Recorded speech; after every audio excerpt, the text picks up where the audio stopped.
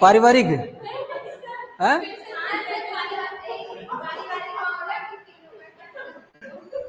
अभी से परिवार का क्या काम है? अभी तो प्रीपीज।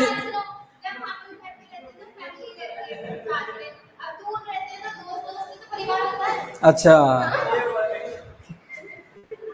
तेरे क्यारी भाई ऐसी यार है ना? सही बात है, सहमत है क्या? चलो होगी बात। तो अपन ने क्या है, फैक्टर फैक्टर रिलेशनशिप कर लिया, हो गया।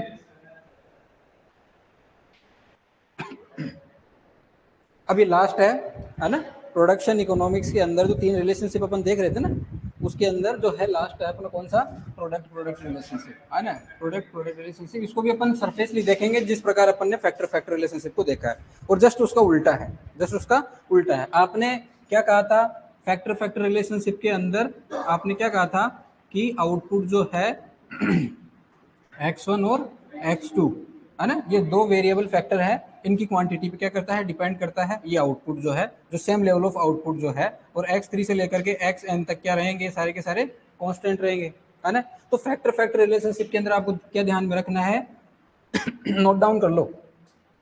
फैक्टर फैक्टर रिलेशनशिप के अंदर जो आउटपुट है, गुड इवनिंग, है ना, फैक्टर फैक्टर रिलेशनशिप के अंदर जो आउटपुट है वो क्या रहेगा आपका?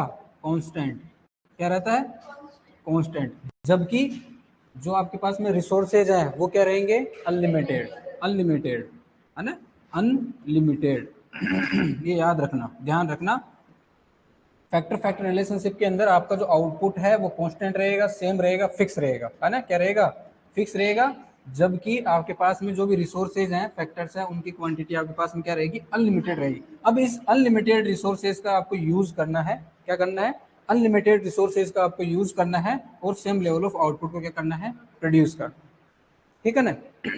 इसलिए क्यों? क्योंकि अनलिमिटेड रिसोर्स है, तो अपन को यहाँ पे क्या ध्यान रखना पड़ेगा? कॉस्ट का ध्यान रखना पड़ेगा। किसका? कॉस्ट का। और कॉस्ट को अपन को क्या करना है? मिनिमम करना है। अपन ने क्या कहा था कि मेन जो ऑब्जेक्टिव है किसका? फैक्टर फैक्टर रिलेशनशिप का, वो क्या था? मिनिमाइजेशन ऑफ कॉस्ट, है ना, या कॉस्ट मिनिमाइजेशन, जिसके अंदर अपन ने क्या देखा था? लिस्ट कॉस्ट कॉम्बिनेशन देखा था, जहां पर आपका marginal rate of technical substitution किसके इक्वल हो जाता है? प्राइस रेशियो के इक्वल हो जाता है। तो ये जो है कौन सा कंडीशन हो गया? लीस्ट कॉस्ट कॉम्बिनेशन का, जहां पे अपन किसकी बात करते हैं? कॉस्ट मिनिमाइजेशन की। और आउटपुट जो है आपका फिक्स रहेगा, सेम रहेगा, कांस्टेंट रहेगा। ये जो बात हो गई, ठीक है? तो आउटपुट कांस्टेंट रहेगा और रिसोर्सेज क्या रहेंगे? अनलिमिटेड। जस्ट इसका उल्टा कौन सा है? Product product relationship. Product product relationship के अंदर आपका आउटपुट जो है कांस्टेंट ना रह करके क्या रहेगा? चेंज रहेगा, वेरी करेगा, ठीक है? जबकि आपके पास में रिसोर्सेज क्या रहेंगे? फिक्स रहेंगे। फिक्स रहेंगे, जिसको अपन क्या कह सकते हैं? लिमिटेड। क्या कह सकते हैं? लिमिटेड। तो ये प्रोडक्ट प्रोडक्ट रिलेशनशिप है, उसके अंदर आपके पास में जो क्या है? रिसोर्सेज क्या रहेंगे? लिमिटेड रिसोर्स रहेंगे। क्या रहेंगे? लिमिटेड रिसोर्स रहेंगे। और आउटपुट है वो क्या करेगा? आपका वेरी करेगा। आउटपुट क्या करेगा? आपका वेरी करेगा। अब देखो, इसको समझो। यहाँ पे प्रोडक्ट प्रोडक्ट रिलेशनशिप के अंदर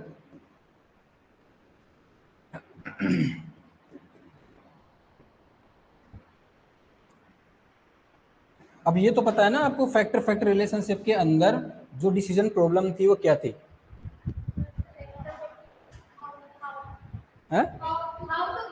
हाउ टू प्रोड्यूस। आपका देखो, ये सबसे सिंपल क्वेश्चन है, बहुत जल्दी ये मान के चलो कि एग्जामिनर के दिमाग में सबसे पहले ये क्वेश्चन आता है कि यार इसके अंदर जो डिसीजन प्रॉब्लम होता है वो क्या होता है? जैसे अपन बात करें फैक्टर प्रोडक्ट रिलेशनशिप की, तो क्या था यहाँ पे? How much to produce. Factor factor relationship के अंदर क्या था? How to produce. भाई सेम लेवल ऑफ आउटपुट जो है मैं कैसे प्रोड्यूस करूं? By the using the different quantity of x1 and x2। उसके बाद में बात करें किसकी? प्रोडक्ट प्रोडक्ट रिलेशनशिप की। अब ये इसके अंदर जो डिसीजन प्रॉब्लम जो है व्हाट टू प्रोड्यूस है, वो कैसे आती है वो बताते हैं अपन। जैसे अपन एक एग्जांपल लेते हैं। कोई फार्मर है ना? कोई फार्मर है, कोई प्रोड्यूसर है, जो क्या करना चाहता है? प्रोडक्शन लेना चाहता है, ठीक है? वो प्रोडक्शन लेना चाहता है, तो उसके सामने जो है ना, उसके सामने जो है क्या है? लिमिटेड रिसोर्सेज अवेलेबल है।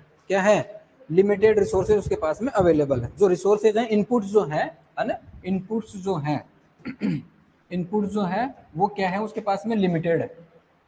इन लिमिटेड रिसोर्सेज को वो क्या करना चाहता है, यूज में लेना चाहता है। अब उसके पास में जो एरिया है जैसे सपोज करो ये एरिया है मान लो 1 हेक्टर, उस प्रोड्यूसर के पास में एरिया है 1 हेक्टर, उस 1 हेक्टर के अंदर वो लिमिटेड रिसोर्सेज का क्या करना चाहता है, यूज करना चाहता है। ठीक है, अब इसके सामने ये प्रॉब्लम आएगी कि यार इस पूरे हेक्टर के अंदर मैं केवल और केवल वीट ग्रो करूं, या वीट के साथ में बार्ले ग्रो करूं, या वीट बार्ले के साथ में ग्राम को ग्रो करूं, या वीट बार्ले ग्राम के साथ में मस्टर्ड ग्रो करूं। नहीं, ये अभी अपने रबी क्रॉप्स लिए सारी सर, है ना। उसके सामने ये प्रॉब्लम है कि यार मेरे पास में 1 हेक्टर है, और मेरे पास रिसोर्सेज भी लिमिटेड है, तो मैं इन लिमिटेड रिसोर्सेज का यूज करके क्या प्रोड्यूस करना चाहूंगा, वीट को, बार्ले को, ग्राम को, या केवल और केवल मस्टर्ड को, या फिर इन सबको चारों को, या फिर इन दोनों को, या फिर इन दोनों को, या फिर ग्राम को या वीट को, किस मतलब ऐसा कौन सा कॉम्बिनेशन ले, ऐसा मैं कौन सा कॉम्बिनेशन ले जिसके अंदर मेरे को क्या मिले, मैक्सिमम प्रॉफिट मिले। क्या मिले, मैक्सिमम प्रॉफिट मिले। मैक्सिमम प्रॉफिट कह दो या मैक्सिमम आउटपुट कह दो, आउटपुट मैक्सिमम मिलेगा तो सीधी सी बात है आपको प्रॉफिट भी क्या मिलेगा, मैक्सिमम मिलेगा। सिंपल सी बात है। तो मैं क्या प्रोड्यूस करूं, मैं केवल और केवल क्रॉप ही लूं, या सीरियल के साथ में मैं पल्सेस क्रॉप ले लूं, या सीरियल के साथ में ऑयल सीड क्रॉप ले लूं, ये मस्टर्ड है ना, ऑयल सीड क्रॉप है। या फिर मैं क्या करूं, सीरियल के साथ में ग्राम ले लूं, या ग्राम के मतलब पल्सेस के साथ में मस्टर्ड ले लूं, या फिर मैं क्रॉप के साथ में लाइव स्टॉक ले लूं। क्या ले डेयरी जिसको अपन कहते हैं। ठीक है, तो मैं क्या प्रोड्यूस करूं, इस 1 हेक्टर के अंदर मेरे पास में ये ऑप्शन है कि मैं या तो क्रॉप प्रोड्यूस कर सकता हूं, या क्रॉप के साथ में लाइव स्टॉक प्रोड्यूस कर सकता हूं, या केवल और केवल क्रॉप, या केवल और केवल लाइव स्टॉक, या फिर इनमें कोई कॉम्बिनेशन देख सकता हूं। तो जो प्रोड्यूसर होता है वो क्या करता है, इन अलग अलग एंटरप्राइजेस के अंदर, एक तो हो गया क्रॉप एंटरप्राइज, दूसरा हो गया उसका डेयरी एंटरप्राइज, हो सकता है पोल्ट्री का हो सकता है फिशरी का हो। तो उसके सामने कई सारे अल्टरनेट ऑप्शन है कि इन लिमिटेड रिसोर्सेज का यूज करके वो अपने पास में लिमिटेड रिसोर्सेज का यूज करके अपने पास में कई सारे अल्टरनेट ऑप्शन है जहां पे वो कुछ प्रोड्यूस करना चाहता है। लेकिन क्या प्रोड्यूस करे, वो क्या प्रोड्यूस करे, व्हाट टू प्रोड्यूस, वो क्या प्रोड्यूस करे, कौन सा कॉम्बिनेशन ले जिसको उसको मैक्सिमम क्या मिले, आउटपुट मिले। मैक्सिमम आउटपुट मतलब मैक्सिमम उसको प्रॉफिट मिले। तो the main objective of product product relationship क्या रहेगा आपका, प्रॉफिट मैक्सिमाइजेशन। क्या रहेगा, profit maximization. profit maximization. In case of factor factor relationship, the main objective is the cost minimization. क्या था, cost minimization, यही तो था जिसके अंदर अपन कॉस्ट को क्या कर रहे थे, मिनिमाइज कर रहे थे। ठीक है, तो प्रोडक्ट प्रोडक्ट रिलेशनशिप के अंदर आपको क्या ध्यान रखना है, प्रोड्यूसर के पास में जो है रिसोर्सेज क्या होंगे, लिमिटेड रिसोर्स होंगे, लिमिटेड इनपुट होंगे, उनको वो क्या करना चाहता है, मैक्सिमम आउटपुट के अंदर कन्वर्ट करना चाहता है। लेकिन किसमें, किसको प्रोड्यूस करे, व्हाट टू प्रोड्यूस। तो यहाँ डिसीजन प्रॉब्लम जो है किसके सामने, प्रोड्यूसर के सामने क्या रहती है, what to produce for getting the maximum output, है ना, मैक्सिमम जो है प्रॉफिट वो लेना चाहता है। ठीक है ना, तो ये हो गया आपका कौन सा, प्रोडक्ट प्रोडक्ट रिलेशनशिप। ठीक है ना। अब जिस प्रकार अपन ने फैक्टर फैक्टर रिलेशनशिप के अंदर अपन ने आइसोक्वांट पढ़ा था, आइसोक्वांट पढ़ा था ना, वैसे यहाँ आइसोक्वांट के अंदर अपन क्या कर रहे थे, सेम लेवल ऑफ आउटपुट को प्रोड्यूस कर रहे थे bye the using of input x1 and x2, ऐसे कर रहे थे। यहाँ पे अपन क्या करेंगे, आप यहाँ पे आप पढ़ोगे प्रोडक्शन पॉसिबिलिटी कर्व, या प्रोडक्शन पॉसिबिलिटी फ्रंटियर, या अपॉर्चुनिटी कॉस्ट कर्व भी कहते हैं इसको, या ट्रांसफॉर्मेशन कर्व भी कहते हैं, अभी देख लेंगे अपन, है ना, इसके अलग अलग नाम। ठीक है ना। तो सिंपल सा है, क्या याद रखना है, प्रोडक्ट प्रोडक्ट रिलेशनशिप के अंदर रिसोर्सेज जो है, इनपुट जो है वो क्या रहेंगे, लिमिटेड रहेंगे, आउटपुट क्या करेगा आपका, वेरी करेगा। क्यों, क्योंकि वो चाहता ही क्या है, मैक्सिमम आउटपुट चाहता है जहां से उसको प्रॉफिट मैक्सिमम मिले। ठीक है ना। तो ये चीज यहाँ पे कुछ लिखी हुई है, allocation of resources among different farm enterprises, है ना, मैंने बता दिया ना, उसके सामने कई सारे फार्म एंटरप्राइजेज हैं, तो उनको क्या करना चाहता है, अलोकेट करना चाहता है। तो allocation of different among different farm enterprises with the aim of profit maximization. तो मेन ऑब्जेक्टिव क्या है यहाँ पे, प्रोडक्ट प्रोडक्ट रिलेशनशिप का प्रॉफिट मैक्सिमाइजेशन। उसके बाद क्या है, इट हेल्प्स टू रिसोल्व, कौन, ये जो रिलेशनशिप है, प्रोडक्ट प्रोडक्ट रिलेशनशिप है, वो फार्मर की जो प्रॉब्लम है क्या, वाट टू प्रोड्यूस, उसको सोल्व करता है। It help the resolve the farm management problem, क्या, वाट टू प्रोड्यूस, क्या होगा, वाट टू प्रोड्यूस। जैसे फैक्टर फैक्टर रिलेशनशिप के अंदर अपन ये कहा ना कि x1 की इतनी क्वांटिटी ले लो और x2 की इतनी क्वांटिटी ले लो, जिससे क्या होगा, उसका कॉस्ट क्या होगा, मिनिमम होगा, कॉस्ट मिनिमम होगा और आउटपुट सेम मिलेगा।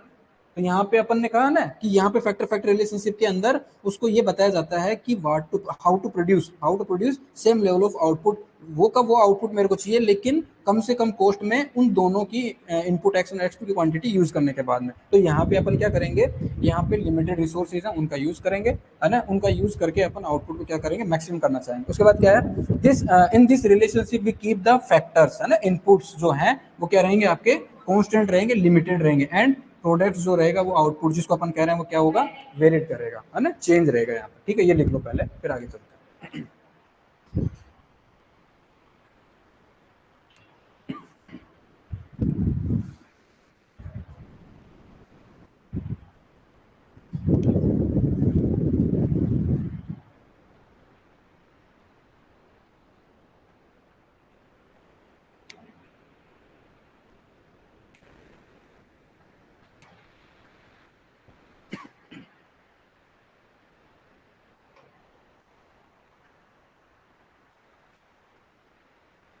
इसका मेन ऑब्जेक्टिव क्या है, मेन ऑब्जेक्टिव अभी ने कहा ना अपन ने अभी, profit maximisation, profit maximisation,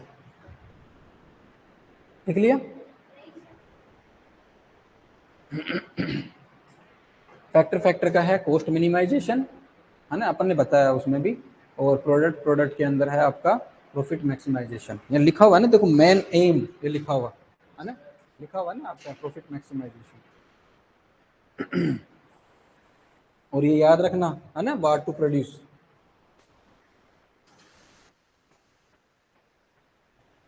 new topic कब चलेगा, कल से।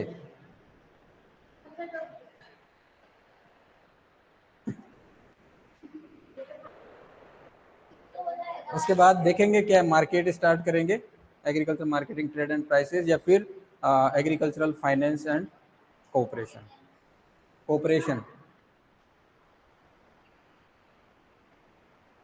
3-4 क्लास में ये एग्रीकल्चर फाइनेंस खत्म हो जाएगा, और वही 4-5 क्लास में मार्केटिंग का खत्म हो जाएगा। उसके बाद में 5 क्लास के अंदर फार्म मैनेजमेंट, उसके प्रिंसिपल खत्म हो जाएंगे, बस हो गया, और हो जाएगा फटाफट। चलें आगे।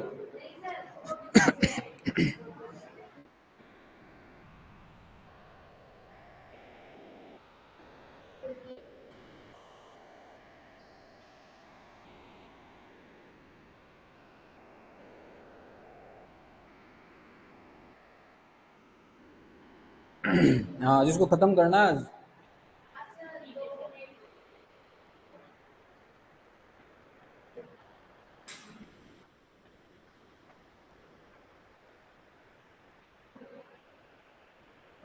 यहाँ से क्या सर क्वेश्चन क्या आ सकता है यहाँ से, मैं बता तो रहा हूँ ना।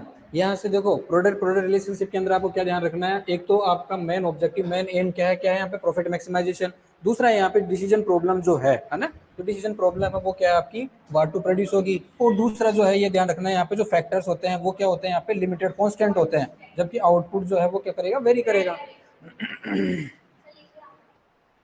चले आगे। अब आगे क्या है, एक मिनट, हाँ यही है ना। अब यहाँ पे जैसे अपन ने फैक्टर फैक्टर रिलेशनशिप के अंदर क्या पढ़ा था, आइसो, अरे क्या पढ़ा था, आइसो क्वांट पढ़ा था, है ना। उसी का दूसरा नाम क्या था, iso product, iso product, iso product. अब क्या होता है, कंफ्यूजन होता है, आइसो क्वांट से तो पता लग जाता है कि हाँ ये तो फैक्टर फैक्टर की बात कर रहा है, लेकिन जैसे आइसो प्रोडक्ट के बारे में आ जाता है ना, तो आप लोग क्या कर देते हो कि ये प्रोडक्ट प्रोडक्ट रिलेशनशिप के अंदर आता है, आपके दिमाग में ही आ जाता है ना। तो ये ध्यान रखना, है ना। जैसे ही आइसो प्रोडक्ट की बात आती है, तो आइसो प्रोडक्ट प्रोडक्ट कहाँ पे था, इक्वल कहाँ था, सेम कहाँ था, फैक्टर फैक्टर के अंदर था, जिसके अंदर आप आउटपुट को प्रोड्यूस कर रहे थे bye the using of different quantity of x1 और x2। ठीक है, अब अपन इसकी बाद में बात नहीं करेंगे, अपन बात कर रहे हैं अपन प्रोडक्शन पॉसिबिलिटी कर्व। अब प्रोडक्शन पॉसिबिलिटी कर्व कौन सा, ये। तो प्रोडक्शन पॉसिबिलिटी कर्व देखो, अपन ने क्या कहा कि ये जो है आपका y1,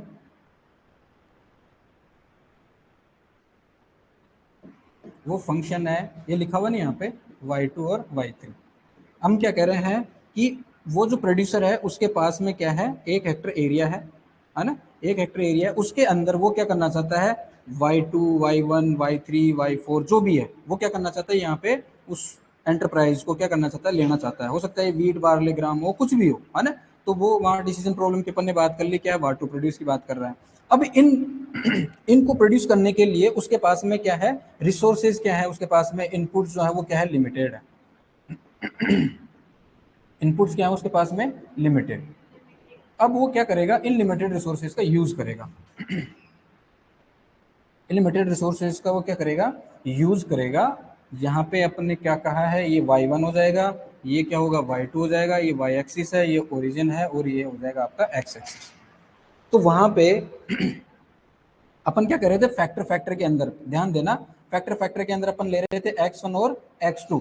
x1 की क्वांटिटी अपन क्या कर रहे थे, बढ़ा रहे थे, और x2 की क्या कर रहे थे, घटा रहे थे। ऐसे ही यहाँ पे अपन क्या करेंगे, y1 और y2 जो अपन ले रहे हैं ना, y1 और y2 जो अपन ले रहे हैं, इस 1 हेक्टर एरिया के अंदर अपन क्या करेंगे, अपन क्या करेंगे, यहाँ पे y1 और y2 को लेंगे। तो या तो यह हो सकता है कि वो जो प्रोड्यूसर है, पूरा का पूरा एरिया जो 1 हेक्टर का एरिया है, वो पूरा का पूरा एरिया जो है, जैसे 1 हेक्टर का नहीं, 1 हेक्टर का पूरा पूरा एरिया वो y1 को अलोकेट कर दे, और यहाँ पे क्या हो जाएगा, 0, है ना। अब इस 1 हेक्टर से उसको आउटपुट मिलेगा। सपोज करो वो जो y1 का आउटपुट है वो मान लो आ गया 30 क्विंटल, सपोज करो, फॉर एग्जाम्पल अपन ने बात करी, और y2 का क्या हो जाएगा, 0।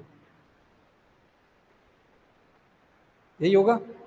ये जो एरिया है 1 हेक्टर, उसके अंदर ही वो ये हो सकता है कि प्रोड्यूसर पूरा का पूरा एरिया जो अलोकेट कर दे, किसको, y1 को प्रोड्यूस करना। सपोज करो y1 वीट है मान लो, उसको प्रोड्यूस करने में उसने पूरा का पूरा एरिया जो है अलोकेट कर दिया वीट को प्रोडक्शन करने में। और सपोज करो अपन ने मान लिया कि जो है प्रोडक्शन जैसे 1 हेक्टर के अंदर 40 क्विंटल आ गया, ठीक है, 40 क्विंटल आ गया, तो y2 का क्या हो जाएगा, 0 हो जाएगा। तो अपन क्या कह रहे हैं, y1 जो है वो उसने पूरा एरिया अलोकेट कर दिया, तो y1 जो है उसका प्रोडक्शन कितना आ गया, 40 क्विंटल। तो अपन कहते हैं कि मान लो यहाँ पे आ गया 40 क्विंटल, और जो y2 है उसका कितना हो जाएगा, प्रोडक्शन 0 हो जाएगा।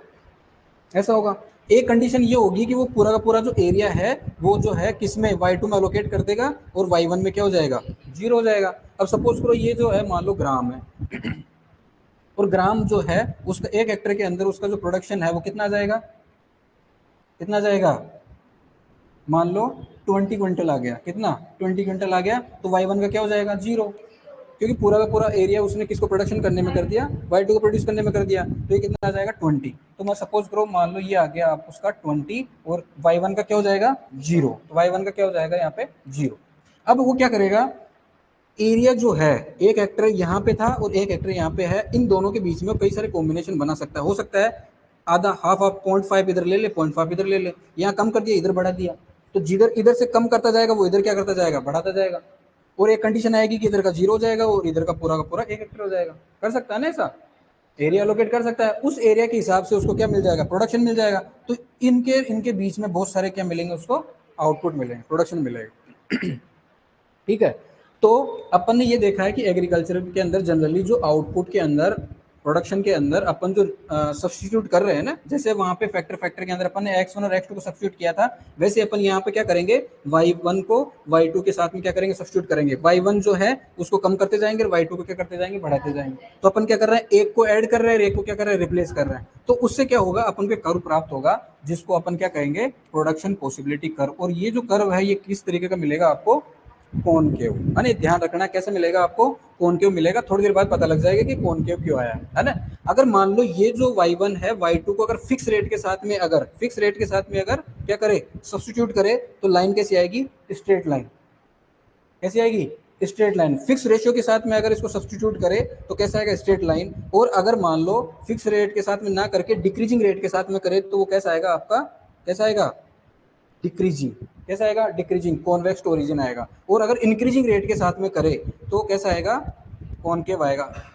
जनरली एग्रीकल्चर के अंदर जो प्रोडक्ट प्रोडक्ट रिलेशनशिप के अंदर एक प्रोडक्ट दूसरे प्रोडक्ट को सब्स्टिट्यूट करता है, वो इंक्रीजिंग रेट के साथ में करता है, इसलिए यहाँ पे जो कर्व आता है वो कैसा आएगा, कॉनकेव आएगा। आगे अपन देख लेंगे इसको और, ठीक है ना। तो ये बात हो गई यहाँ पे। तो जो प्रोडक्शन पॉसिबिलिटी कर्व है उसके अंदर अपन ने क्या कहा कि जो इनपुट्स हैं, रिसोर्सेज हैं, वो लिमिटेड है। इन लिमिटेड रिसोर्सेज का ध्यान रखना है कि ये कंप्लीटली एम्प्लॉय होना चाहिए। जितने भी उस प्रोड्यूसर के पास में इनपुट्स हैं, जितने भी इनपुट्स हैं, X1 से लेकर के XN तक जितने भी हैं, उन सभी के सभी इनपुट्स को क्या करें, कंप्लीटली यूज करना है। ऐसा नहीं है कि अगर उसके पास में सीड है, सीड की अगर मान लो उसके पास में क्वांटिटी है 50 kg की, है ना, 50 kg के, जैसे अपन वीट प्रोडक्शन कर रहे हैं तो सपोज करो कितना चाहिए, 100 kg चाहिए एक हेक्टर के अंदर, लेकिन वो क्या डाल रहा है, 80 kg डाल रहा है। तो 80 kg डालेगा तो उसका जो प्रोडक्शन है वो हो सकता है वो कुछ यहाँ अंदर की तरफ आता है।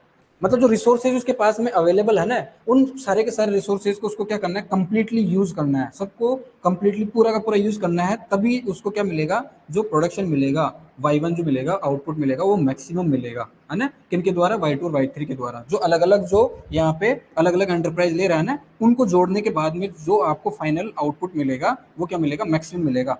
अगर वो मान लो कि जो रिसोर्सेज है वैसे ऑलरेडी उसके पास में क्या लिमिटेड है, और इन लिमिटेड रिसोर्सेज के अंदर भी वो क्या करता है, इन सभी इनपुट्स की क्वांटिटी को कम कम डालता है, तो हो सकता है उसको जो है आउटपुट जो है वो हो सकता है यहाँ पे मिल जाए।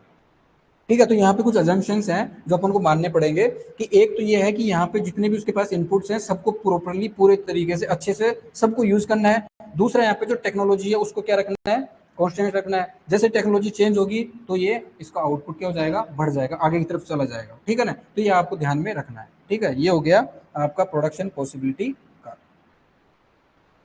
ठीक है। इसके दूसरे भी नाम है product transformation curve. Product transformation curve इसलिए भी कहा है क्यों, यहाँ पे जो लिमिटेड रिसोर्स हैं उनको अपन किसमें चेंज कर रहे हैं, आउटपुट में, प्रोडक्ट में ट्रांसफॉर्म कर रहे हैं, इसलिए इसको क्या कर रहे हैं, प्रोडक्ट ट्रांसफॉर्मेशन कर्व कह रहे हैं। उसके बाद क्या कर रहे हैं, प्रोडक्शन पॉसिबिलिटी बाउंड्री। ये जो बाउंड्री है ये बता रही है कि यहाँ तक जो है वो क्या ले सकता है, आउटपुट ले सकता है। ये उसकी बाउंड्री है, यहाँ भी ले सकता है वो, यहाँ ले सकता है, कहीं पे भी ले सकता है, लेकिन जो भी आउटपुट लेगा वो इस बाउंड्री के अंदर अंदर ले सकता है। मैक्सिमम कहाँ तक ले सकता है, यहाँ तक ले सकता है। अगर वो रिसोर्सेज जो उसके पास में है अगर वो कम यूज करेगा तो हो सकता है उसको आउटपुट इसके अंदर कहीं ना कहीं मिल जाएगा, है ना। लेकिन अगर मैक्सिमम सारे के सारे इनपुट्स का यूज करेगा तो मैक्सिमम जो है बाउंड्री उसको आउटपुट की यहाँ तक मिलेगी। क्यों, क्योंकि अपन ने कह दिया अगर वो केवल और केवल Y1 प्रोडक्शन करता है तो इतना क्विंटल मिल जाएगा, Y2 करता है तो इतना मिल जाएगा, और ये इनको मिला देंगे तो ये मैक्सिमम आउटपुट की कंडीशन हो गई यहाँ पे कि अगर उसमें और लिमिटेड रिसोर्सेज और अगर कम यूज करेगा तो कहीं ना कहीं उसको अंदर इस बाउंड्री के अंदर मिले। उसके बाद क्या है, अपॉर्चुनिटी कर्व। इसको अपॉर्चुनिटी कर्व भी कहते हैं। अपॉर्चुनिटी कर्व इसलिए कहते हैं कि उस फार्मर के पास में ये अपॉर्चुनिटी है कि वो इन लिमिटेड रिसोर्सेज का किस अल्टरनेट जो एंटरप्राइजेज है उसके अंदर वो क्या करेगा, यूज करेगा, और इनको यूज करके वो क्या करेगा, उसको आउटपुट के अंदर क्या करेगा, कन्वर्ट करेगा। ठीक है, ये बात होगी। और यहाँ पे क्या लिखा हुआ है, आइसो रिसोर्स कर। आइसो रिसोर्स अपन ने क्या कहा, यहाँ पे इनपुट क्या रहेंगे, क्या रहेंगे, क्या रहेंगे, इक्वल, कांस्टेंट, इक्वल या फिर कांस्टेंट। ठीक है, ये बात हो गई।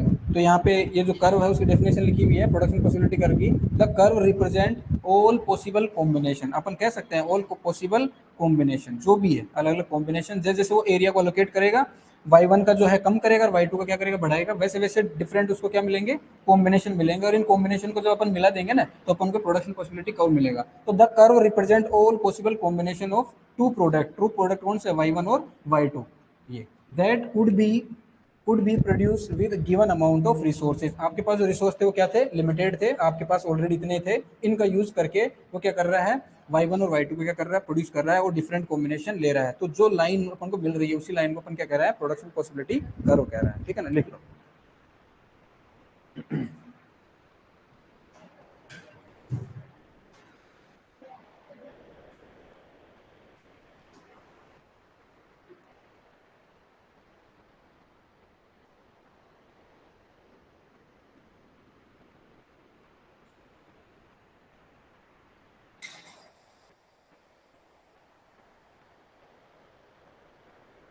हम्म, लिखो लिखो फटाफट लिखो, आज खत्म करना है इसको, इसको लिखना, फटाफट लिखो।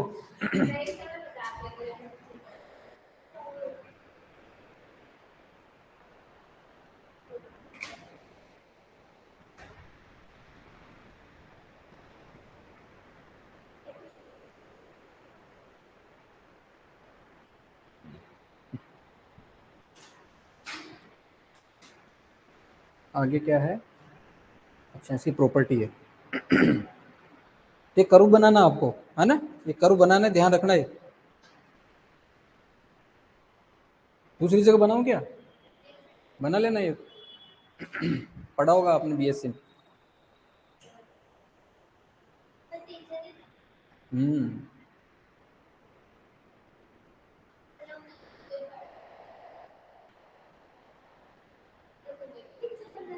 जबान के साथ में हाथ को भी चलाना है ना। हम्म।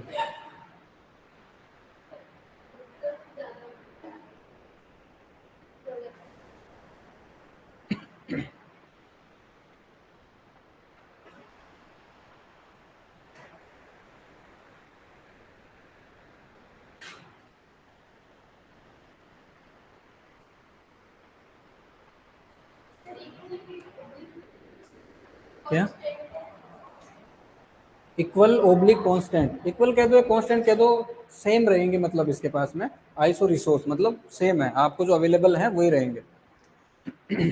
अब देखो कंफ्यूजन स्टार्ट हो जाता है, मान लो आइसो रिसोर्स करके नाम से आ गया ना, तो रिसोर्स का नाम आते ही आप डायरेक्ट क्या टेक दोगे, फैक्टर फैक्टर, अरे तो फैक्टर फैक्टर की बात कर रहा है। और आइसो प्रोडक्ट के बारे में आ जाएगा, अरे तो प्रोडक्ट प्रोडक्ट की बात कर रहा है। तो ये मैंने आपको बता दिया कि कंफ्यूज नहीं होना है इस चीज के लिए, है ना, ध्यान रखना इसको।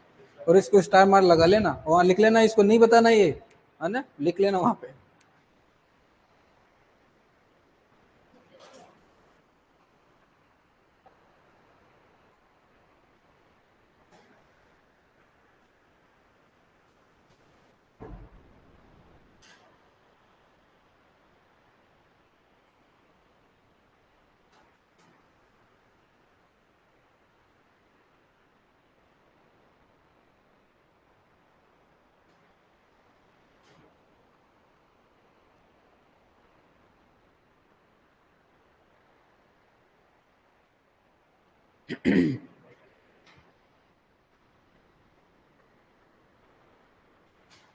चले आगे।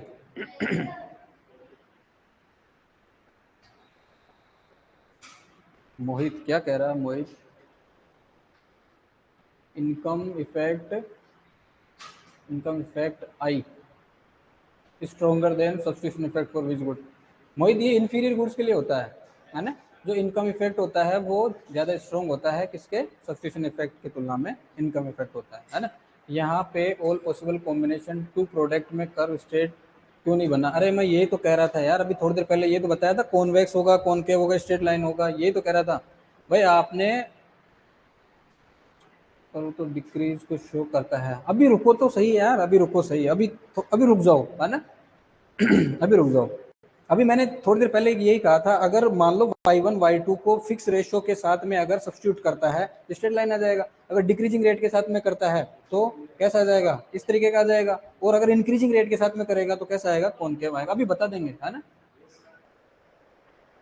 रुको तो सही, भी आगे आएगा देखो। और चलो आगे चले, आगे।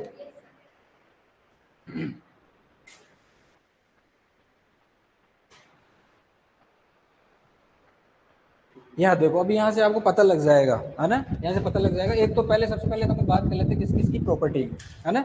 तो जिस प्रकार अपने आइसो क्वांट कर्व की प्रॉपर्टी पड़ी थी, वैसे सिंपल सिंपल इसकी है, क्या है, स्लोप ऑफ प्रोडक्शन पॉसिबिलिटी जो कर्व है शो करेगा क्या, marginal rate of product substitution. जबकि आइसो क्वांट कर्व क्या कर रहा था, एमआरटीएस कर रहा था ना।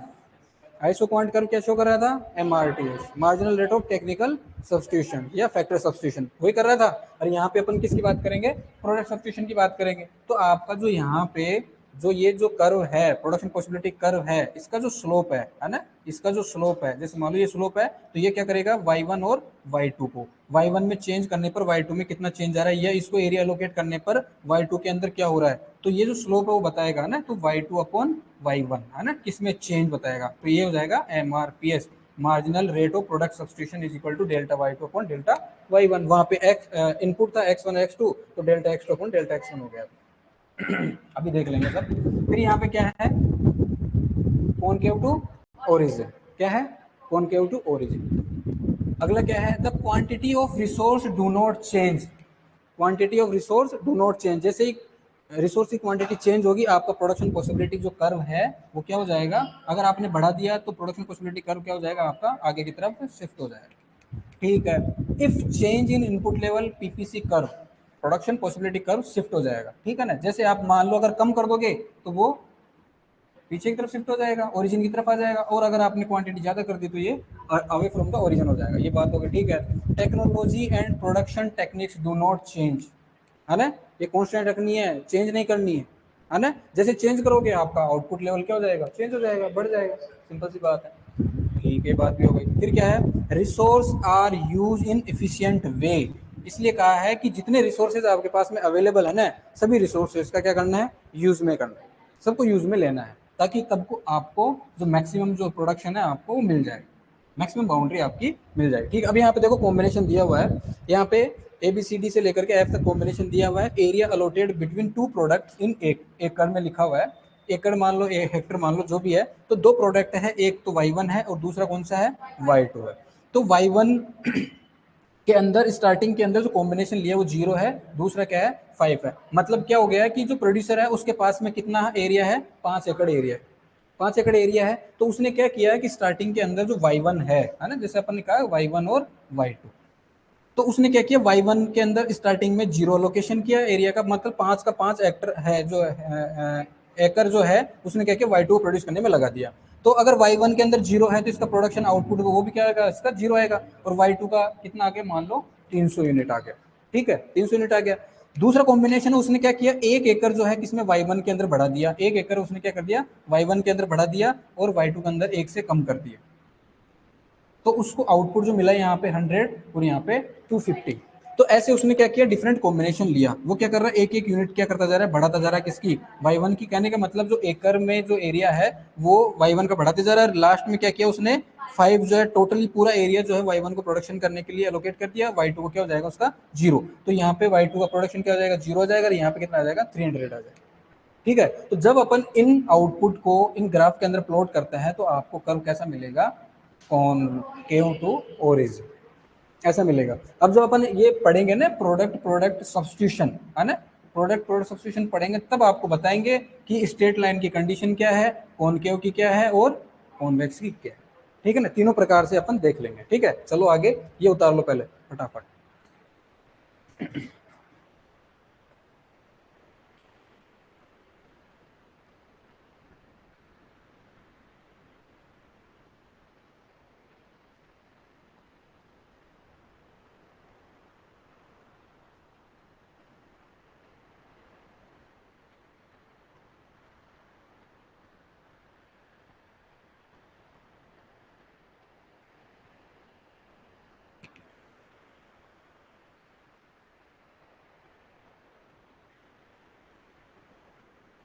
और जनरली जनरली अपन ये मान के चलते हैं कि जो जैसे अपन ने क्या कहा, आइसोक्वांट कर्व अगर आ जाता है तो क्या कहोगे, नॉर्मली अगर पूछ लिया जाता है the shape of isoquant curve is, क्या कहोगे, कॉन्वेक्स टू ओरिजिन।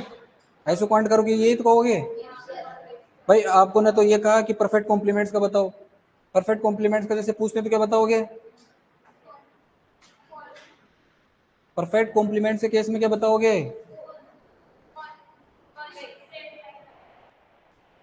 तो परफेक्ट सब्स्टिट्यूट के केस में था एल शेप, एल शेप। हाँ तो वही पूछ रहा हूँ मैं, सब्स्टिट्यूट में स्ट्रेट लाइन आता है। तो नॉर्मली अगर आपसे पूछा जाए आइसोक्वांट कर्व की शेप कैसी होती है तो कैसे बताओगे, कॉन्वेक्स। और वैसे आपसे पूछा जाए प्रोडक्शन पॉसिबिलिटी कर्व की कैसी शेप होती है तो क्या बताओगे आप, कॉनकेव। तीनों ही केस होते हैं, स्ट्रेट लाइन भी होता है, कॉन्वेक्स होता है, जैसे उसके अंदर होता है वैसे भी यहाँ पे भी ऐसा होता है। चले आगे, तो लिखो फटाफट, आधा घंटा निकल गया।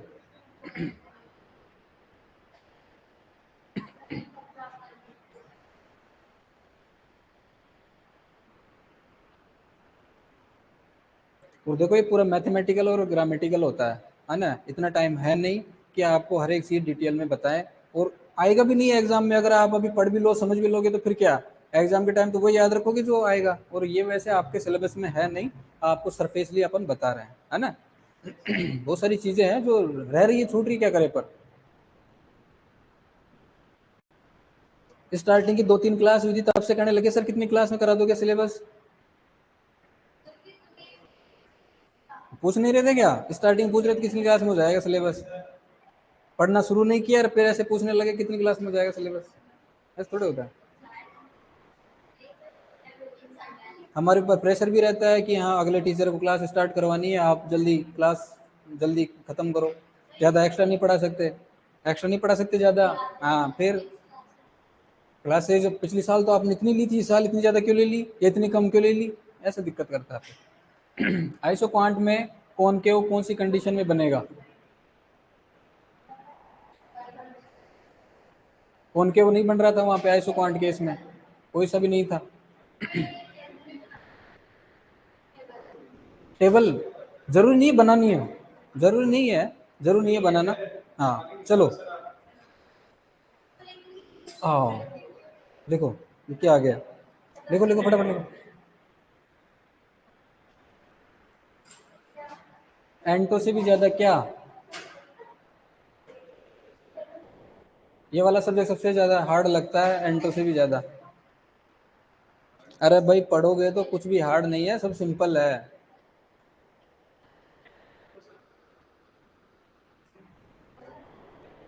अरे हो रहा है, अभी लिख रहा है।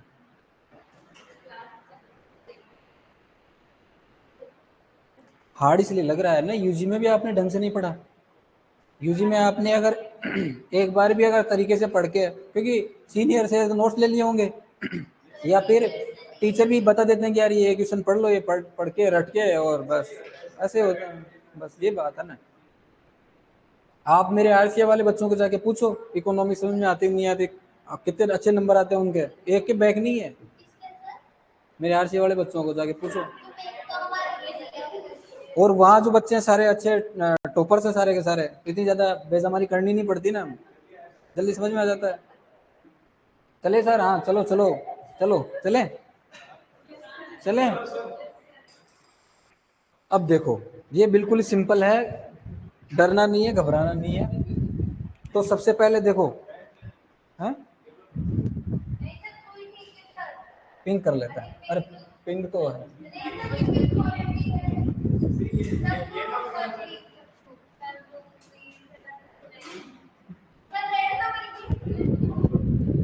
ये देखो, अब देखो एक एक चीज को देखो।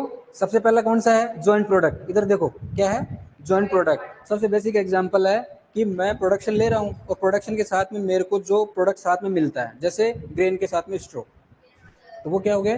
जॉइंट प्रोडक्ट हो गया। तो एग्रीकल्चर के अंदर ऑलमोस्ट जितना भी अपन प्रोडक्शन करते हैं ना, उसमें आपको क्या मिलता है? जॉइंट प्रोडक्ट मिलता है। जैसे अगर कॉटन की बात करें, कॉटन सीड के साथ में कॉटन के लिंट और फज दो मिलेंगे। अगर वीट प्रोडक्शन करेंगे, वीट के साथ में वीट स्ट्रो मिलेगा।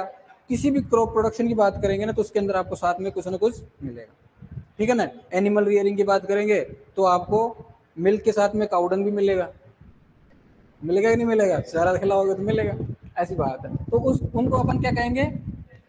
Joint product. बिल्कुल सिंपल है। तो products are produce from the same production process. आपको इसको प्रोड्यूस करने के लिए अलग से प्रोडक्शन नहीं करना पड़ता, तो साथ में प्रोडक्शन हो जाता है सेम प्रोडक्शन प्रोसेस के अंदर। In agriculture almost all products are joint products, ठीक है। जैसे एग्जांपल लिख रखा है, paddy and straw, cotton lint and cotton seed, meat and wool, ठीक है ना, सिंपल है। अब यहाँ पे ध्यान रखना, जो जॉइंट प्रोडक्ट है उसके केस में आपका जो प्रोडक्शन पॉसिबिलिटी कर्व है वो कैसा आएगा? कैसा आएगा?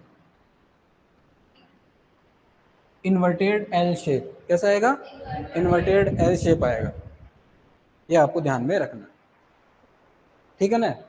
ध्यान में रखना है कि ये मैन प्रोडक्ट, ये बाय प्रोडक्ट, ये मैन प्रोडक्ट, ये बाय प्रोडक्ट, या फिर ऐसे ले लो, ये बाय प्रोडक्ट, ये मैन प्रोडक्ट, ये बाय प्रोडक्ट, ये man product, by product, man product. जबकि आना कैसे चाहिए था?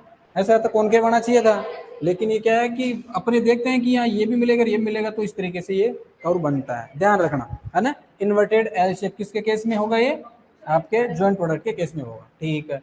उसके बाद में क्या है? कॉम्प्लीमेंट्री। अब कॉम्प्लीमेंट्री वर्ड बहुत बार बार आ गया है ना, कॉम्प्लीमेंट्री। तो कॉम्प्लीमेंट्री का मतलब ये हो गया कि अगर मैं दो प्रोडक्शन दो प्रोडक्ट एंटरप्राइज कर रहा हूँ, या दो प्रोडक्ट मैं ले रहा हूँ Y1 और Y2, तो अगर एक का मैं प्रोडक्शन बढ़ाता हूँ, इसके प्रोडक्शन के बढ़ाने से Y2 का प्रोडक्शन भी अगर बढ़ता है, तो ये दोनों एक दूसरे के क्या होंगे? कॉम्प्लीमेंट्री होंगे। जैसे दो रूम पार्टनर है, दो रूम पार्टनर है, दोनों सेम स्ट्रीम के हैं, तो एक पढ़ेगा तो दूसरे को भी फायदा होगा। सर कैसे? क्योंकि वो पूछेगा, उसको याद कराएगा, बात करेगा उससे, तो क्या होगा? उसको भी फायदा होगा, होगा कि नहीं होगा? वैसे ही है तो एक एंटरप्राइज का आउटपुट बढ़ने पर दूसरे एंटरप्राइज के अंदर भी अगर फायदा हो, उसका भी प्रोडक्शन अगर बढ़े, तो उसको अपन क्या कहेंगे, दोनों एंटरप्राइज को कॉम्प्लीमेंट्री एंटरप्राइज। एग्जांपल जैसे ये अगर क्रॉप हो, ये लाइव स्टॉक हो, तो क्रॉप से क्या होगा, आपको फोडर मिलेगा, बाय प्रोडक्ट मिलेगा ना, और वो कौन यूज करेगा, एनिमल फीड के लिए, और वहां से एनिमल से क्या मिलेगा, एफ आई एम मिलेगा, एफ आई एम से फिर आपको एग्रीकल्चर प्रोडक्शन, है ना, तो आपका प्रोडक्शन बढ़ेगा। दूसरा आप ले सकते हो कि यहाँ पे सीरियल हो सकता है और यहाँ पे पल्सेज हो सकता है। तो पल्सेज क्या करेगा, नाइट्रोजन फिक्सेशन करेगा, राइजोबियम नोड्यूल्स होते हैं ना वो, तो प्रोडक्शन जो है पल्सेज क्या करेगा, नाइट्रोजन फिक्सेशन करेगा, नाइट्रोजन फिक्सेशन से क्या होगा, यहाँ पे इसको ज्यादा फायदा होगा, मिलेगा। तो अब अपन क्या करेंगे, यूरिया की क्वांटिटी क्या करेंगे, कम यूज करेंगे, कम यूज करेंगे ना। तो सीधी सी बात है कि ये नाइट्रोजन फिक्सेशन अगर ये करेगा तो सीरियल क्रॉप में फायदा होगा। ठीक है, तो ये दूसरे के एंटरप्राइज हो जाएंगे। ठीक है, कॉम्प्लीमेंट्री एंटरप्राइज हो गए।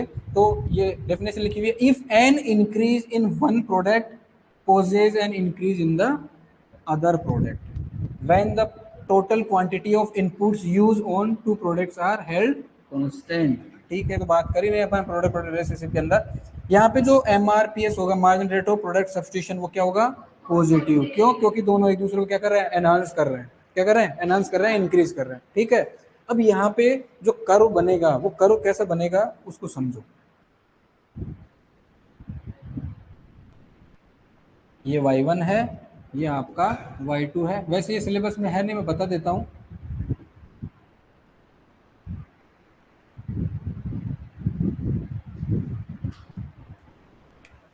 ये बनेगा आपका कौन सा, कॉम्प्लीमेंट्री।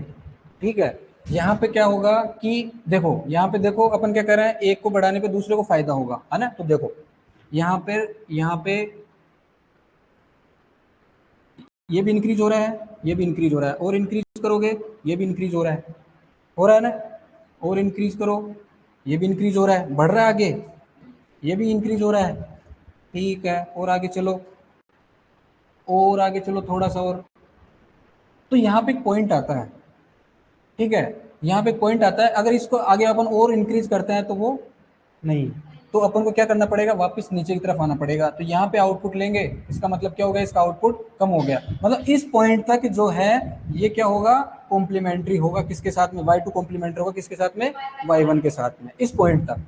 और इस पॉइंट के बाद में आगे क्या हो रहा है कि जैसे मैं y2 का बढ़ाऊंगा ना, तो क्या होगा, उसका आउटपुट क्या हो जाएगा, कम हो जाएगा।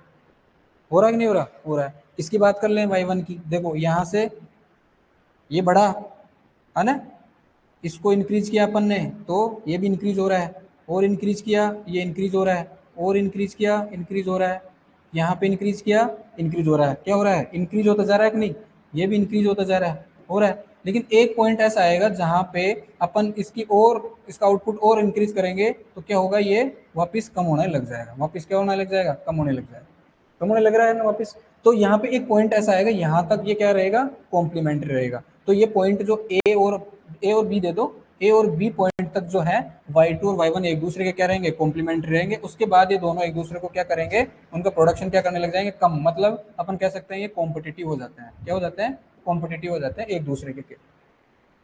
ठीक है ना, ये ध्यान रखना है आपको, इस तरीके का कर्व बनेगा, है ना। ये कई बुक में कहीं नहीं है, मैंने एक्स्ट्रा से बता दिया, तो ध्यान रखना, ये इस पॉइंट तक, है ना, एक पॉइंट तक दोनों जो हैं, ये यहाँ तक और एक यहाँ तक, ये दोनों एक दूसरे कॉम्प्लीमेंट रहेंगे। उसके बाद में क्या हो जाता है, कॉम्पिटिटिव। क्यों, क्योंकि प्रोडक्शन क्या होने लग जाता है, एक दूसरे का कम होने लग जाता है। तो ये बात होगी किसकी, कॉम्प्लीमेंट्री की। उसके बाद में कौन सा है, सप्लीमेंट्री।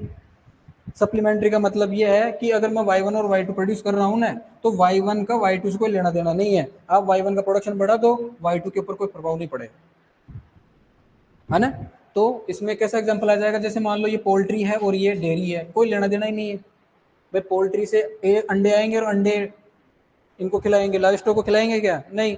यहाँ से दूध आएगा, दूध मुर्गियों को पिलाएंगे, नहीं, कोई लेना देना ही नहीं है। इसका फीड अलग है, इसका फीड अलग है कि नहीं है। तो इसका प्रोडक्शन से इसके प्रोडक्शन से कोई लेना देना नहीं है। जो एक दूसरे के आउटपुट को क्या नहीं कर सकते, ये एक दूसरे को क्या नहीं चेंज नहीं कर सकते, मतलब दोनों एक दूसरे के क्या है, इंडिपेंडेंट है। तो क्या कहें, with if the quantity of one product can be increase without increase और decreasing the quantity of other product. तो यहाँ पे एमआरपीएस की वैल्यू क्या आ जाएगी, 0। सीधी सी बात है, क्योंकि दोनों एक दूसरे से क्या है, इंडिपेंडेंट है। और यहाँ पे जो आपका क्या कौन सा प्रोडक्शन पॉसिबिलिटी कर्व है वो कैसा आ जाएगा, ये y1 है, ये y2 है, तो यहाँ तक और यहाँ तक, इसका इसके साथ कोई लेना देना नहीं है, ठीक है। तो यहाँ तक ये दोनों एक दूसरे क्या रहेंगे, सप्लीमेंट्री रहेंगे, लेकिन जैसे ही और ज़्यादा पर बढ़ाएंगे तो ये क्या हो जाते हैं, कॉम्पिटिटिव हो जाते हैं इस रेंज के अंदर, इस रेंज के अंदर क्या हो जाते हैं, ये कॉम्पिटिटिव हो जाते हैं, ठीक है ना। तो यहाँ पे देखो, यहाँ पे मैं क्या कर रहा हूँ, ये जो है आउटपुट जो है मैं किसका y2 का कांस्टेंट रख रहा हूँ, है ना, और किसका इंक्रीज कर रहा हूँ, y1 का, इससे इसके ऊपर कोई प्रभाव नहीं पड़ रहा।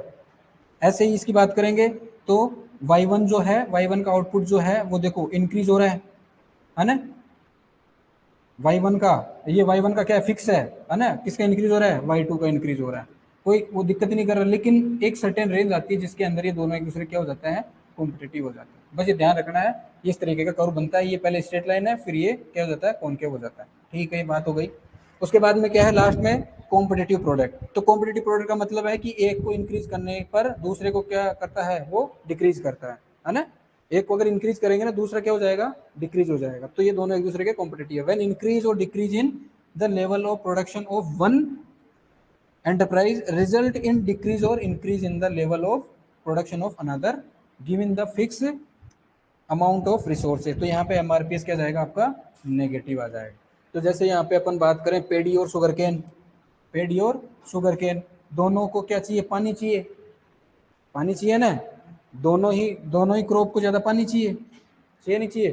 तो यहाँ पे अगर इसका एरिया बढ़ा देंगे तो पानी की क्वांटिटी यहाँ ज़्यादा चाहिए, इसको फिर क्या है, पानी कम मिलेगा, तो इसका प्रोडक्शन क्या हो जाएगा, कम हो जाएगा। तो ये दोनों एक दूसरे के क्या है, कॉम्पिटिटिव एंटरप्राइज, ठीक है ना। तो ये लिख लो, लिख लो लिख लो।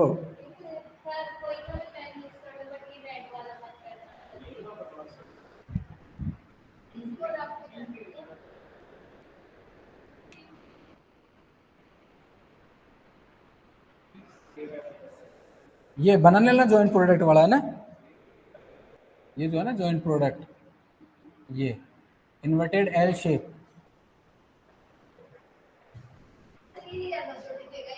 नहीं दिख रहा है क्या, चलो ये तो लिखो, भी नहीं लिख नहीं रहा मैं बिल्कुल, चलो फटाफट लिखो, फटाफट लिखो।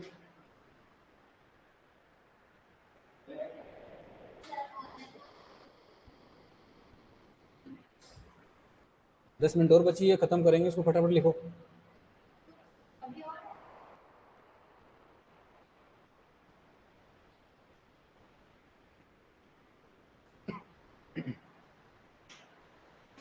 वैसे समझ में तो आएगी है ना, आप अपनी लैंग्वेज में शॉर्ट में लिख लो।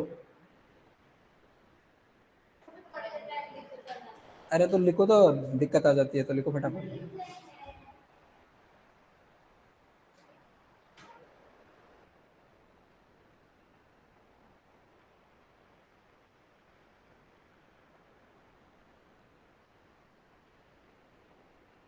देखो कोई भी सब्जेक्ट हार्ड नहीं होता है, जब तक बेसिक फंडामेंटल क्लियर नहीं होता ना, तब तक आप जो है उसमें परेशानी रहोगे। एआरएस के लिए ओनली एमएससी क्राइटेरिया कर दिया, हाँ बिल्कुल मोहित कर दिया, अब एमएससी नेट चाहिए। ARS, ARS agricultural research officer नहीं, सर्विस, सर्विस सर्विस, एआरएस।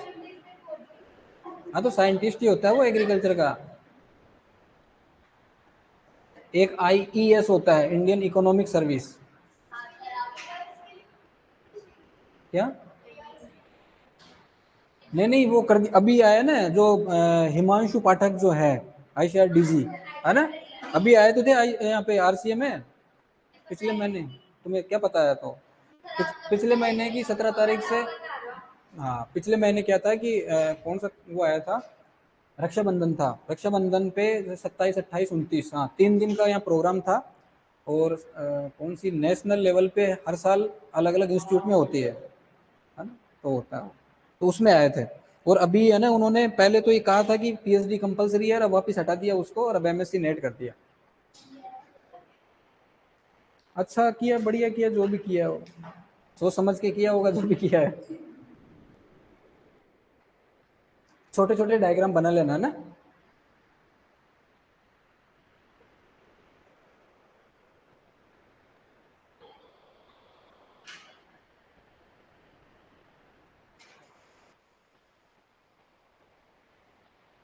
देखो होता क्या है, एआरएस के अंदर जो पेपर सेट,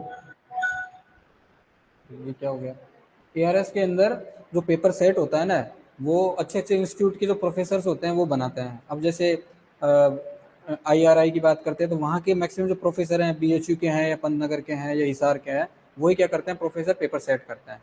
और वो पेपर जो सेट करते हैं पढ़ाते हैं, वही बच्चों को पढ़ाते हैं, वही पेपर ट्यूशन देते हैं। तो वहाँ के जो फायदा बहुत ज़्यादा हो जाता है। ऊपर कुछ नहीं करना, ये क्या है, अमाउंट ऑफ रिसोर्स लिखा हुआ है, अमाउंट ऑफ रिसोर्स, फिर आगे लिखा हुआ है एमआरपीएस। ये लिख देना सीधा, एमआरपीएस नेगेटिव होता है कम्पिटिटिव प्रोडक्ट के अंदर। लास्ट वाली लाइन नहीं दिख रही क्या? लो तो लो।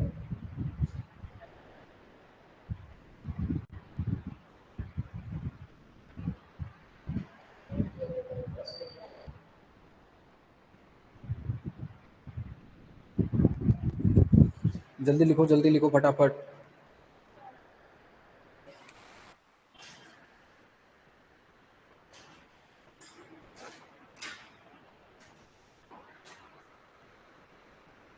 ग्राफ वाली स्लाइड ओपन कर लो, ये हो गई है ना, देख लिया, अब बना लो। हाँ, बढ़ो बढ़ो फटाफट बनाओ।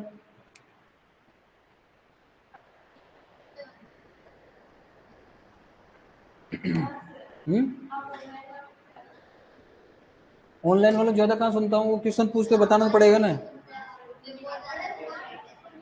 वो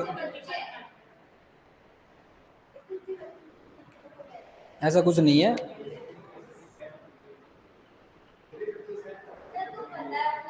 टीचर के लिए सब समान है।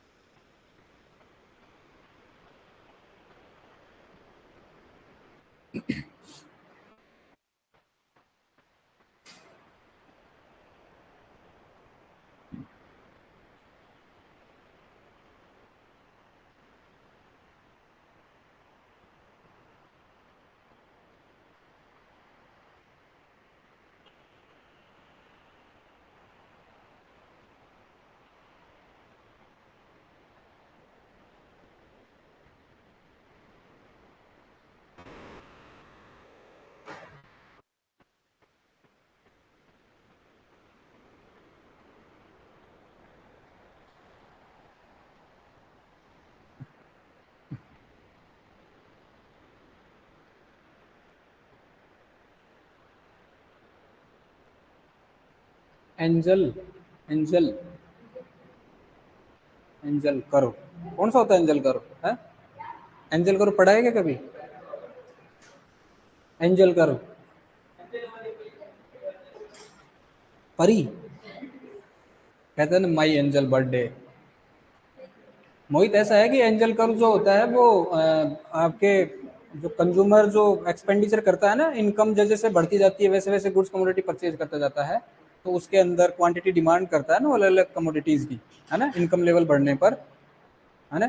तो उसके एक्सपेंडिचर और इनकम के है उसके बीच में बनाते हैं अपन एंजल कर्व। उसको याद रखो, जैसे एंजल है ना, ई से स्टार्ट है, तो एक्सपेंडिचर है ना, और इनकम के हिसाब से अपन क्या करते हैं उसको बनाते हैं। अलग अलग होता है सब।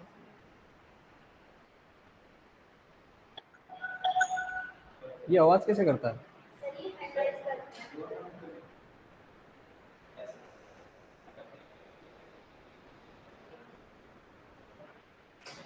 चलो आगे चलो, अब क्या यहीं रुक गए? कॉम्प्लीमेंट्री कैसे है, कॉम्पिटिटिव है वो तो।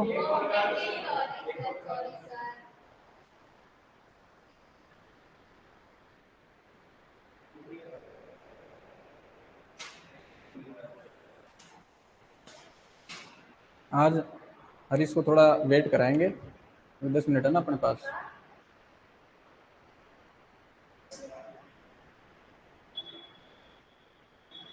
इस संडे टेस्ट थोड़े को होगा, इस संडे मेजर टेस्ट होगा इस बार, है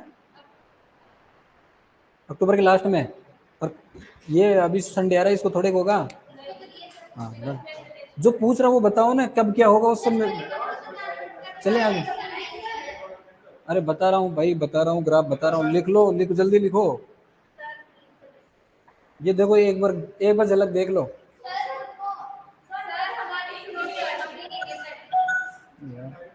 कौन सा बनाए, किस में कौन सा बनाए?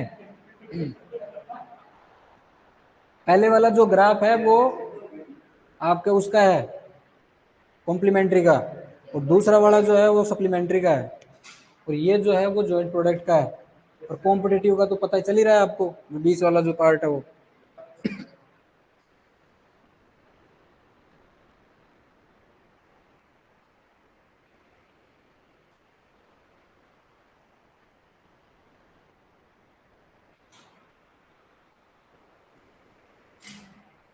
कौन सी वैकेंसी आ गई?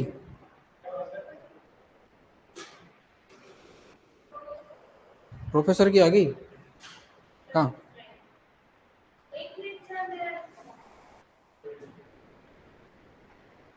अच्छा, पूसा समस्तीपुर बिहार, राजेंद्र एग्रीकल्चर, इसके अंदर पोस्टें आई हैं। बनाओ ग्राफ, बनाओ फटाफट। वो पहला कॉम्प्लीमेंट्री का है, ये सप्लीमेंट्री का है।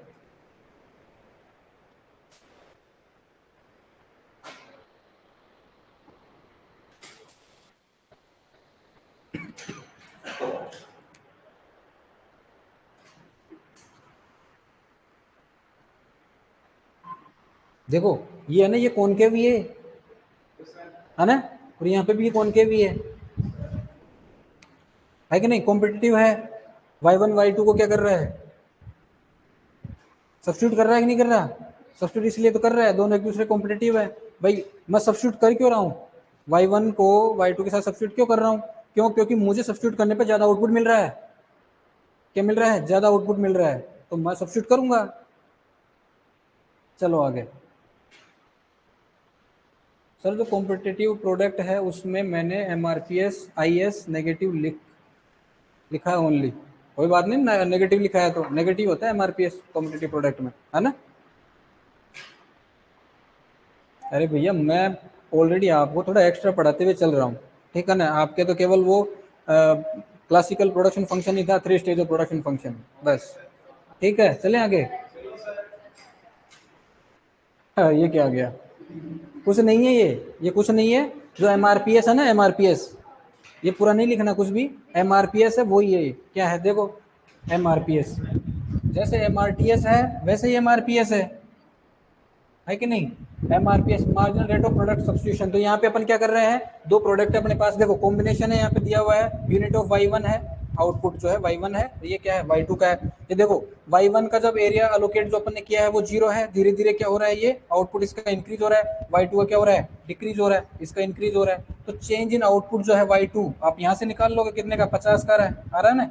ये देखो यहाँ से इस तरीके से, और यहाँ y1 का निकाल लोगे आप, तो ये y1 का आ गया।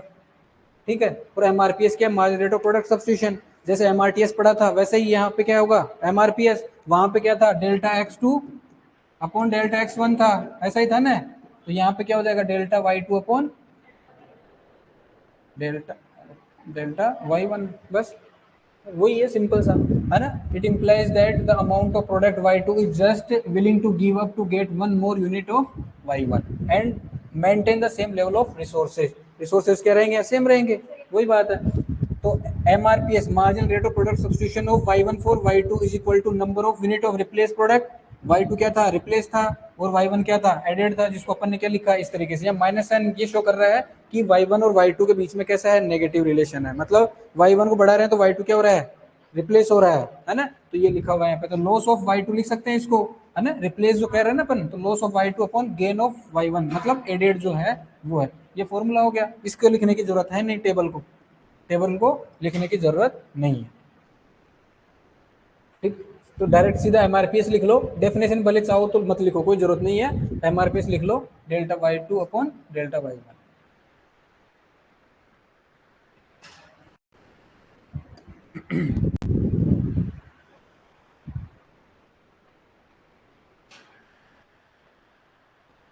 अब इसमें थोड़ा सा बच रहा है, वो कल ही होगा, है ना?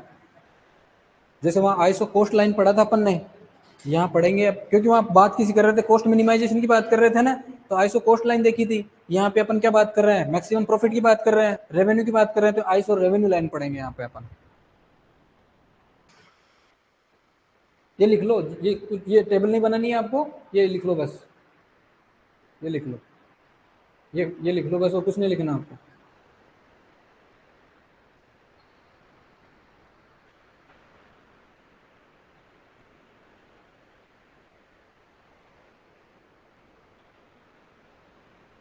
हो गया?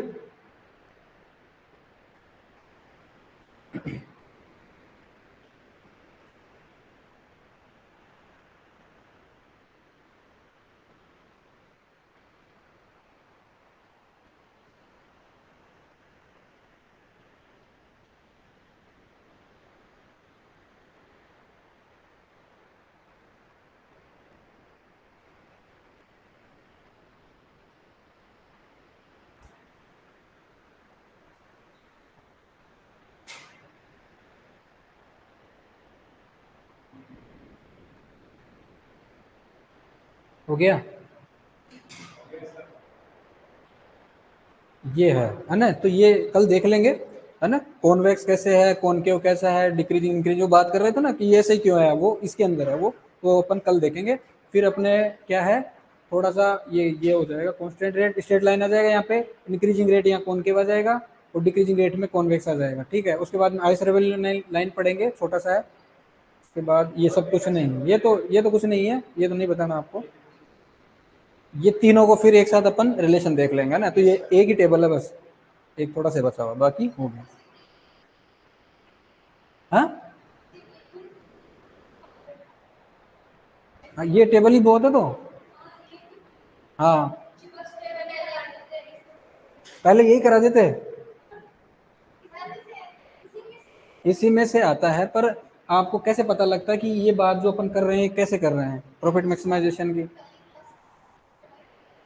आपने पढ़ रखा है, पर कुछ लोगों ने नहीं पढ़ रखा है ना। जैसे अब लिस्ट कॉस्ट कॉम्बिनेशन की बात होती है, ये कैसे होगा, ये फिर आपको रटना पड़ता। जिसने कभी नहीं पढ़ा ना, वो उसको ये रटना पड़ता, भाई यहाँ पे ये एमआरटीएस और प्राइस रेशियो इक्वल कैसे होते हैं, आईसो कॉस्ट लाइन कैसे क्या है, आईसो रेवेन्यू लाइन कहाँ पढ़ते हैं। ये अगर नहीं पढ़ेंगे तो पता कैसे चलेगा कि किस रिलेशनशिप में अपन ने क्या पढ़ा है कि नहीं?